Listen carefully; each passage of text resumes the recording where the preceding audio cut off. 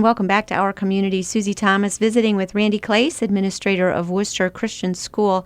Let's get into some of the specific program offerings that students can undertake while they're there. Well, we tried to offer a very rigorous and Christ-centered approach to academics. So each subject area is carefully scrutinized as to what curriculum we're going to bring into the classroom and then how that's going to be unpacked by the teachers. So, we put a lot of emphasis, obviously, in core subjects like math and science and reading and language. One of the unique areas that I feel like we're pretty strong in at Worcester Christian School is the arts, so music and the visual arts.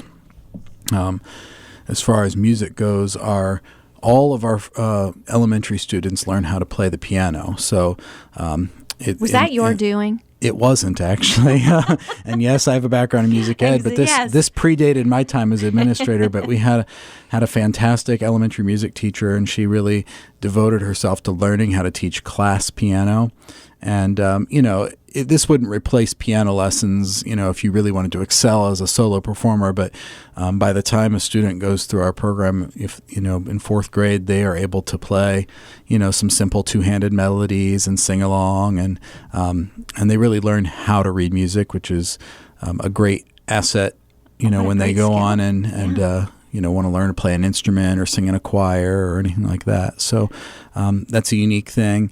And then, we have a great art teacher who really not only teaches the students about art history and art appreciation, but gives them an opportunity to try a lot of different art mediums out, So even though we're a smaller and a private school, we are able to create a lot of neat and varied artwork.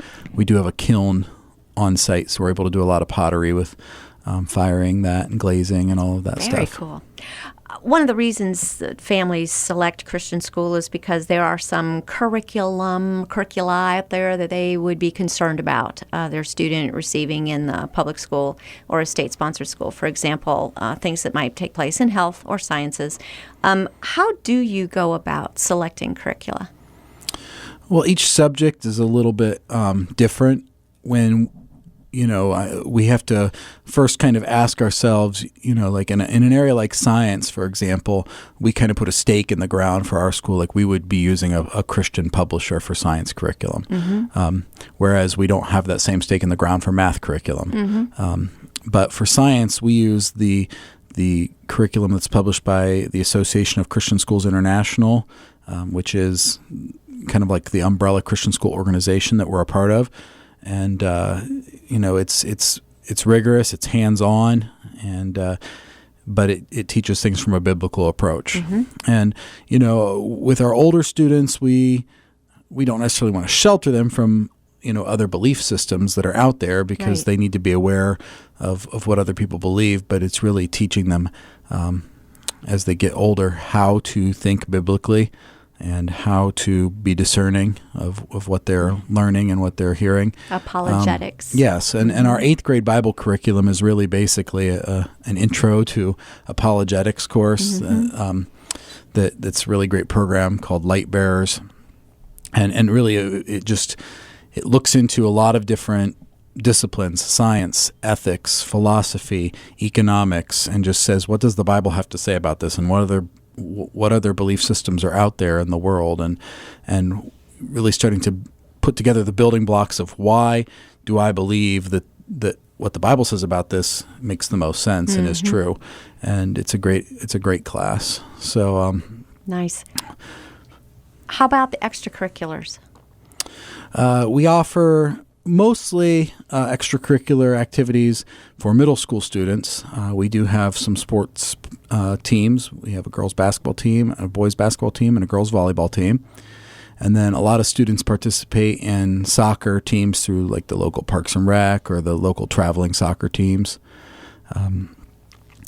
We have a math club that meets after school.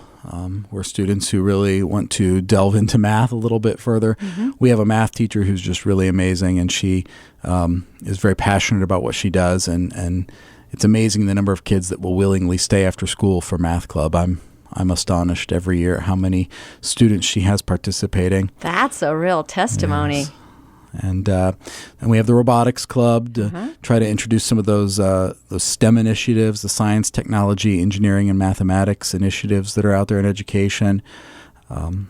Students have the opportunity to be in a drama in the spring, and we also have a band and a choir program and a worship band that meets after school for students who maybe play electric guitar or drums and want to start cultivating those skills to be leaders in their church. Very cool. Youth groups or church worship bands. And with the size of your student body, it sounds like you have an opportunity to participate across the board of those things. If you choose athletics, you could also be in a play. You might also play in the band. Definitely.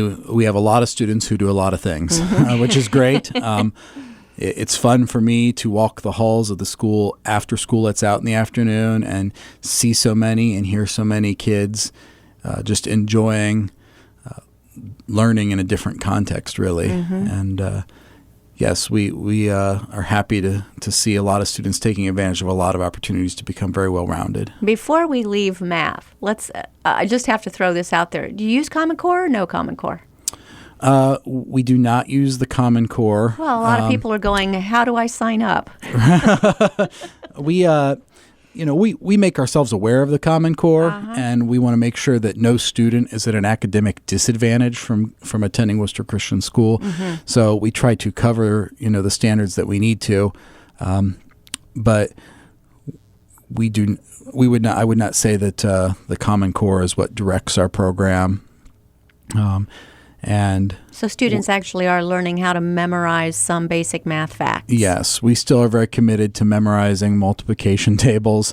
We're also still teaching what I would consider the traditional algorithms for solving, double-digit multiplication, for example, versus some of the other newer methods that are out there in the Common Core. Story way of doing it. Yes. Yeah, okay. Okay, interesting. I thought some families would like to hear that. So who can attend Worcester Christian School? Well, Worcester Christian School is open to really anybody. We have our first youngest students come to us at 3 years old. We have a 2-day preschool option for them. And tell me what their day looks like. That just sounds so well, darn their cute. day, it's a 2.5-hour school day, and it involves a lot of exploratory and play-based learning. It is academic in nature, but there's a lot of hands-on and a lot of play. They're going to do a little bit of circle time where they talk about the weather and about the calendar and start to put some of those pieces together. There'll be some center time where they get to play or work one-on-one or in small groups with the teacher, do some crafts. They do a little bit of playtime in the gym or out on the playground, have a snack. Usually do a Bible story or do some sort of scripture memorizing activity. A lot of little finger plays and songs and just motions. And my daughter actually just finished up the 2-day class, and it was a really great experience for her. And it's their first exposure to school. So starting to learn the routine of the social setting of school and, how do I walk in a line and how do I share my toys and how do I sit still for an appropriate amount of time. Right. And so, that's a great opportunity. And we are, even though our school day for those kiddos is only 2.5 hours long, we do have an afternoon care option available for families who need all-day care. And then we have a 3-day program and a 5-day program for 4 and 5-year-olds. And then obviously a full-day kindergarten class all the way up through 8th grade. Awesome. Field trips are a big part of it and some unique experiences. Let's talk about those. We like to give our students opportunities to learn in a variety of different settings. So each class takes at least 1 field trip a year, sometimes 2. Probably, the highlight would be those students who are in junior high or are 7th and 8th grade. They go to Washington, D.C. every other year, which is a 2-night overnight trip. And then on the off year, they'll do another shorter overnight trip. For example, this year they went to Lancaster, Pennsylvania, went to see a show at Sight and Sound Theater. Oh, neat. Went to the Tabernacle Museum out there and learned a little bit more about the biblical significance of the tabernacle. And then they also stopped at Gettysburg for a tour of the battlefields there. So those are neat learning opportunities. Our 6th graders always go to outdoor education camp down at Skyview Ranch in Millersburg. We have a great a great partnership with their ministry down there and have enjoyed doing that. We've done it all from, the local fire station to the Historical Society, the Columbus Zoo, the Cleveland Zoo. So a lot of those, typical field trip opportunities. But kids always love field trips, and those are always a great opportunity just to cement the friendships and the social relationships within the class as well. Yeah, for sure. We talked about how you integrate faith and learning, how it's a part of the very fiber of who Worcester Christian School is. Yes. But there is also a separate chapel service as well. We do have chapel every Friday. We have a morning chapel service for our kindergarten through 4th grade students, and then an afternoon chapel service for our 5th through 8th grade students. Typically, a chapel service involves some time singing and some worship songs, and maybe some time doing prayer as a group or having individuals pray. We'll also often have guest speakers come in. Local pastors or youth pastors will come in and share with the students.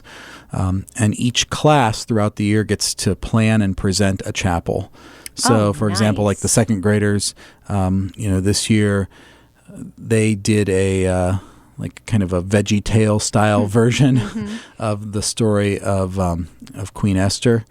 And they videotaped it all, and the teacher kind of edited it with some sound effects and some background music, and it created a really fun and cute story, but also got to the real essence of the the story of Esther and the idea that we want to be able to be used by God where we're at. That He has us in places for certain reasons and certain times. For such a time as this. Exactly. So, a lot of classes do skits. They sing. They do readers' theater.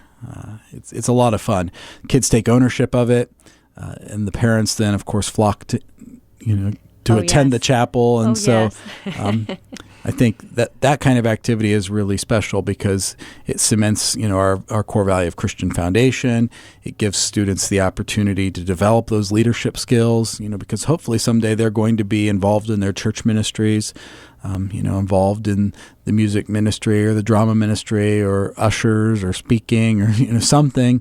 And then it touches on that partnership too, because the parents come and attend chapel and they're all there together as a family. So we are just down to our closing seconds. Maybe 3 or 4 highlights of the year, since you mentioned parents and grandparents. Grandparents' Day has got to be one of them. Well, we do a great Grandparents' Day event every fall. One of my favorite days of the year. We pack the place out with kids' grandparents. We have a big breakfast. The kids put on a little mini musical concert. They give their grandparents a tour of the school building. We offer a photo opportunity for families to get their pictures taken together. And it's just a great day to celebrate the legacy that is left through family. And we love Grandparents' Day. The auction is a big deal for us. It's a fundraiser, but it's also a great opportunity to get the school community all out together and have some fun together. We do a picnic at the end of the year, get everybody together for some fellowship and some food.